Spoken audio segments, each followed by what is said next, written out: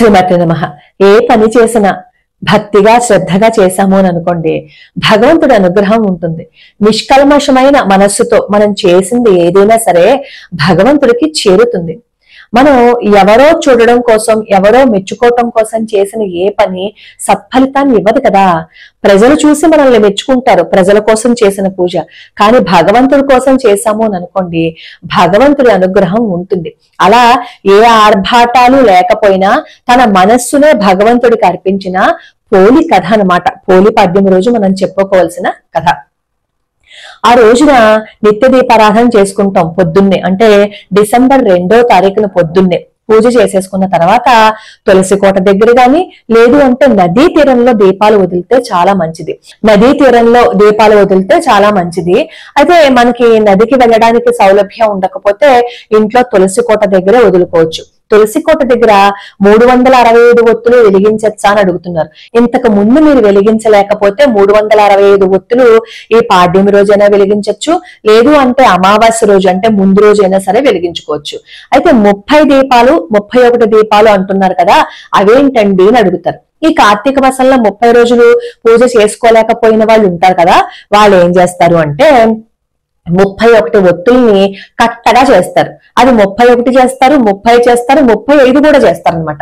ఆ కట్టంతటిని మనం 365 ఒత్తుల్ని ఎలా అయితే నెయ్యిలో ముంచి దీపారాధన చేస్తామో, ఆ పోలి పాడ్యం రోజు కూడా ఏం చేస్తారు అంటే దీపారాధనని మొత్తం 31 ఒత్తుల్ని నేతిలో ముంచి ప్రేమిదిలో పెట్టి దీపారాధన వెలిగిస్తారనమాట.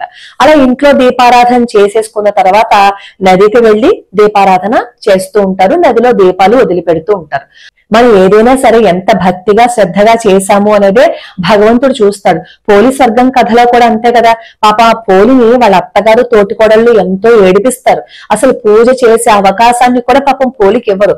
అలాంటి పరిస్థితుల్లో కూడా అమ్మో నాకు పూజ చేసుకోవటం కుదరట్లేదు, మా అత్తగారు చేసుకొనివ్వట్లేదు అని చెప్పి అనలేదు. తనకి చేతనైనంతగా దీపారాధన చేసింది.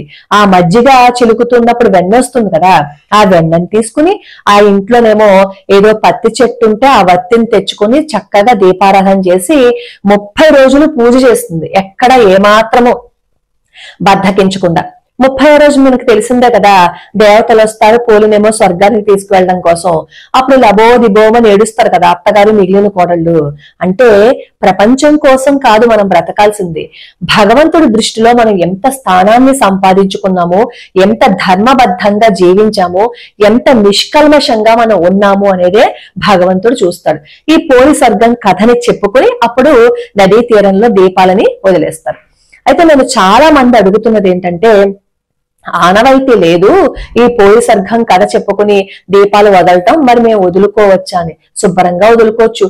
పూజకి ఆనవాయితీ లేదు ఆనవాయితీ ఉంది అనేది ఉండదు. మీకు మనస్ఫూర్తిగా చేసుకోవాలి అని అనుకుంటే చేసుకోండి. కానీ మన ఇంట్లో వాళ్ళు వద్దు అన్నారనుకోండి, బలవంతంగా మీరు పూజ చేసే ప్రయత్నం చేయకండి. వాళ్ళని ఒప్పించి చెయ్యండి, కానీ నొప్పించి చేయకండి. వాళ్ళతో గొడవ పడి పూజ చేశాము అని అనుకున్న తర్వాత నుంచి మనశ్శాంతి ఉండదు.